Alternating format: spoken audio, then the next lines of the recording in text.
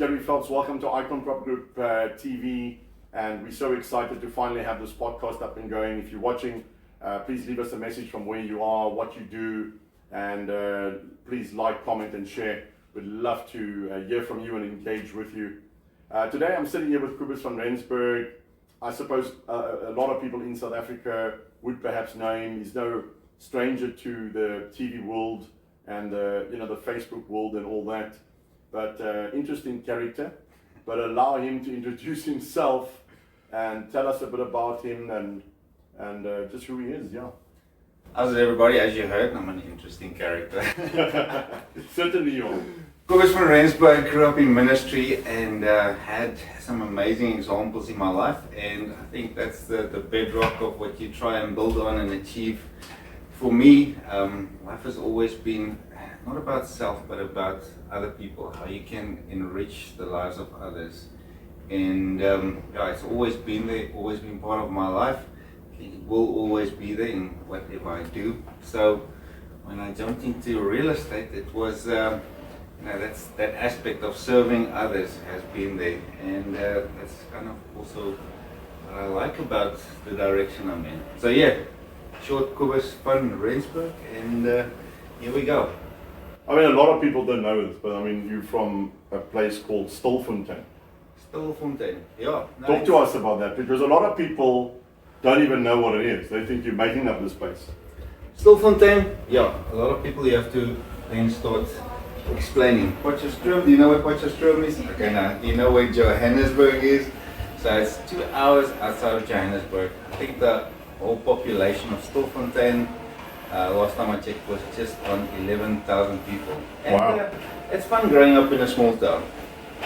But I mean, you grew up in a small town, but you were part of a family that sort of really pioneered big things, that changed.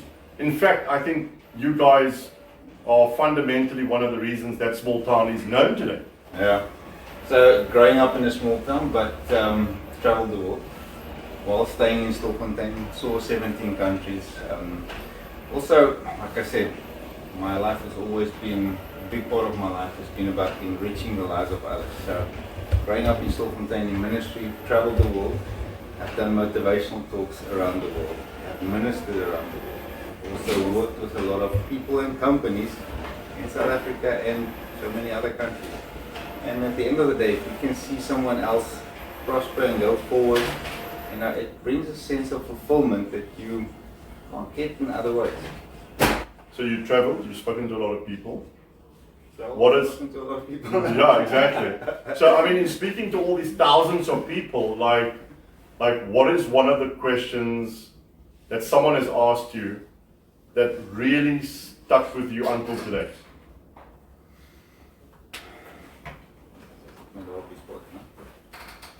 One of the questions that people ask me that stuck with you. You know, I mean, sometimes you meet people and they'll ask you a question, and you're like, that will stay with me for the rest of my life. And it's almost like stuff that shapes us.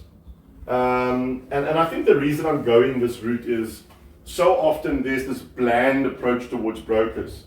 You're a real estate agent, you probably just here for the money, but they haven't heard the backstory. They don't know where you come from.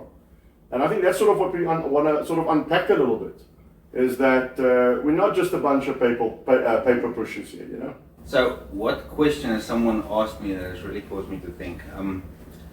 This might sound a bit cliche. Yeah. Once someone asked me, would your younger self be proud of you if they saw you today? Okay. And I think that was a question that really, it really caused me to think, because I didn't have an answer for them on the spot. And growing up, if you put yourself in that frame of mind, I don't think you realize what's waiting for you. You don't know some of the challenges that you're going to face. But looking back, how you approach these challenges, how you faced, how you stood up, and just how you tackle life. Yeah, I do think my younger self would be proud. He didn't have a clue what's waiting for him, but I do think he would be proud of just the way you go about life. I mean, but talking about you didn't have a clue what's waiting for you, did you expect your first year in real estate to be like it was? No, the picture from the outside looks completely different. But isn't that the beauty of life? So many times we wait till we qualified, till we take the next step. And I think real estate was a beautiful example of exactly that. Because you've got this picture of what it's supposed to be. You think you're ready, but you have no clue what's actually waiting for you. And that's life. If you wait till you're 100% qualified, you'll never jump in and do it. Like Donald Trump for me is a amazing example. He's not qualified, well, the first time, he wasn't qualified to be a president. He's not the best looking guy. You would differ with that. He's probably the best looking guy in the world, according to him. And there's all these points, but he jumped in, he did it, and he got results. And if you're forever waiting till you're qualified, till you take that step, you're never really gonna achieve great things. I mean, I think one of both our guys that we look up to, Bill Johnson, I mean, he says, what qualifies you is when you step out and do what you're not qualified to do. That's it. And real estate's a beautiful example of that. Because even though you've got experience, even though you've worked with people, even though you've sold properties, every now and then you're faced with a challenge that you didn't see this coming. You haven't thought of this yet. And I think that ability to on the spot make a plan, figure things out, serve your clients the best, resolve the problem. I think that's what it's about to a bigger degree. Yeah, I think also, before we move on to the next question, I just think so many times you are given a jigsaw puzzle and it looks impossible. But the moment you solve the jigsaw puzzle and someone gives it to you again, you're like, no, I can do this. Yeah, the first time is a bit overwhelming. Where do you start? Where do you take? Where do you leave? But again, such is life. Such is life. Jump in, do it. I think we spoke about this once where I told you real estate it's a contact sport. It's a contact sport, you have absolutely. to be hands-on, you have to be intentional. Contact sport, you can't sit there and your mind wander and do all those. You're boxing. Yeah. If you're in that ring, you're in it. You have to be in the moment. You have to be intentional. And you have to pitch up, with fervency. So, highlights of the past year. What's some of the greatest moments in the past year for you? And it doesn't have to be real estate. It can be anything. Just some of the things that really will stick with you for the rest of your life. Besides the commissions? Besides the commissions. Good answer.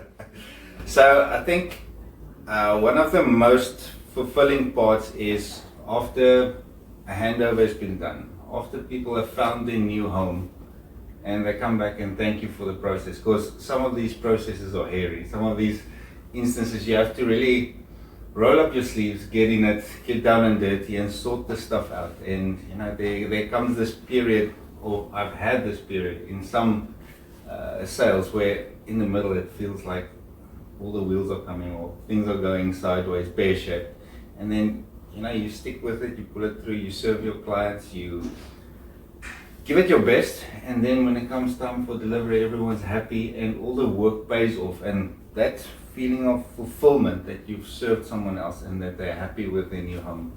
I think that's something I take from this year that stood out for me. I mean, but you say hairy, but what is one of the most furball transactions you've done for this year? I think there's this one that really stands out. And we don't have to give the addresses, but I mean, it's obviously the Poppy Act and all that. Yeah, no, there's this one that stood out. It was supposed to take about 3 months, took 6 months. And there was just issues with the sellers, issues with the buyers, issue with compliance, the property wasn't ready. Everyone's that said they're gonna do stuff, promises, well, according to the agreement, never held the agreement, and you have to mitigate, okay, better word. You have to become a mediator, you have to think like a lawyer, you have to counsel these people, you have to act as a psychologist sometimes, just to keep all parties happy and make this come through. Because what I didn't see stepping into this is how many moving parts there was in real estate. It's the sellers, the buyers, the lawyers, the agents, all the companies involved. Then there's the contractors, and they all have to come together. And I think sometimes I sit back and I look at Mr. Phelps like a conductor there, bringing all these different parties together, to make the sale, the transfer happen. I mean, but we work with guys like Shafiq, compliance, we work with very competent lawyers. It surely makes the job a bit easier. Most definitely. Most definitely. I know the team you're working with will make or break your Correct. business. If you haven't got serious people on your team, it's not going to work. It's not going to work. You need to. It's like a professional sport team. When I pass the ball, I need to know that the guy I'm passing this ball to, he's got the ball and he's going to push it through. He's going to give it his A game. Yeah. And yes, there's a lot of times we have to work together. There's a lot of times they have to pick up some of the slack. We have to pick up some of the slack. But that's the name of the game. That's the name of the game, huh? So, I mean, we talk about the name of the game. What has the game taught you about yourself this year? What part of Kobus did you meet this year that you never knew existed prior to getting into real estate? After this year, I can definitely say there's more confidence. More confidence? But you're such a confident guy. There's definitely more confidence, and it didn't come in a courier package. Here's some more confidence for you. You're in real estate. It came from dealing with some really difficult situations and pulling it through. That's what it boiled down to. I mean, the beginning of the year, we spoke about this quite a few times. When I started here, you think you're going to pass it off to the lawyers and you don't have to touch that again, or you're going to pass it to the contractors and they will handle it. But you'll have to be there hands-on, and you'll have to be intentional every step of the way. And what's beautiful for me is at Icon Properties, a lot of time and attention is spent on developing people, developing character, getting all the agents to think for themselves, activating that critical thinking in all the agents. And that's what we get in the Monday sales meetings. And what I really enjoyed about this year, you get this goal, this training. It's almost like you're sitting in a top class with a top motivational guy kickstarting your week. And then 2 days later, you get to take this goal that was given you, this advice, and you get to apply it, see it in action. And I think that brings it puts that stamp of approval on everything. And again, that leads to confidence. So confidence is more. What's another aspect of yourself that you discovered this year apart from confidence? There's much more, if you really dig down, there's much more invested in you. I talk about myself, but in general, if I look at the people I'm working with, there's so much more that is invested, that's down there. And if you just dig that little deeper, you can stand up, you can be that man, and you'll surprise yourself if you dig a little deeper. Yeah. So let's talk about digging a bit deeper. If you have to dig back into this year and knowing what you know now, what are some of those diamonds that you would have applied from the start, knowing what you know today? Yeah, from the start, from the get-go, stop there. There's this quote, it says, if it wasn't for fear, what would you have accomplished by now? Right. And if I look back, so many of those steps that you were hesitant to take, some of those stronger emails that you were hesitant to send, step up to the game, challenge people, challenge things, looking back, I would have stepped into it sooner, stepped up to the plate sooner. Coming back to that quote, if it wasn't for fear, how far would you have been already? And coming back, I don't think we always realize how much the capacity we have. But when you get put under pressure, when the pressure is on, when you squeeze something, you see what's on the inside. That's real estate for you. That's real estate. So yeah, no, that's amazing. That's amazing. I mean, so you're with Icon, and you know how we are. I think we're pretty truthful in the sense of we're not just going to put bums on seats here. We're not just going to fill the seats with anybody. But why would you recommend someone that's been in the game for 2 years, 3 years, 5 years, 10 years, watching this video? Why would you encourage them and say, listen, maybe you're not at your top performance. Maybe you need a mentor that's going to push you. Why would you recommend them to join one of our stores in Cape Town or Joburg or Gauteng? Durban or Gauteng, sorry. Well, I wouldn't recommend this to just anybody. I don't think it's for everybody. Good. I think that people who just want a job and just want that little piece of security. I'm doing my thing. I don't think Icon is the place for them. Yeah. Because it's such a dynamic company. So there's always something changing. There's always growth. And let's just take this year. Right. Starting January. How much have we grown from January to December? Right. And it's that culture, that dynamic culture, that always pushing for a bit more. Yeah. Doing this next one just that bit better. Yes. I think that's ingrained in the culture. So this company is definitely for people that want the most out of life. Yeah. People that self-starters, self-motivators, people that know there's more and I want more. I think those are the people that will flourish in Icon. And if you know there's more for you, there's so much potential for growth in this company, in Icon. And that's what I enjoy about it's not this big company where you're not heard, where you're just a number. Each and every one of the agents matter. Each and every one of the head office staff matter. And there's that you're part of the team. And that for me is that's important, and that's why I'm with Icon. What advice can you give someone that's just started in the game? What advice can you give them? They just started today, they just started maybe while watching this video, they're contemplating getting into the industry. What is some of the advice you can give them to ensure that they get the most out of their first year or 2 years in the game? Well, if you just started in this game today, good luck. My advice would be rub shoulders with someone that's phenomenal in what they're doing. Rub shoulders, be around someone that's really passionate about what they're doing. That's already a success, because in life, so much of the people around you, the people that you surround yourself with, whether you want to or not, so much of that will be part of who you are and where you're going. So my advice would be to join, get a mentor, be with somebody that is successful, that knows what they're doing, that knows where they're going. I think that's one of the quickest ways to succeed. So what's your plans for 2025 in terms of real estate? Want to share with the audience some one or two of your goals, and we can always pull this video up again and say, oh, how far are we from that? Yeah, no.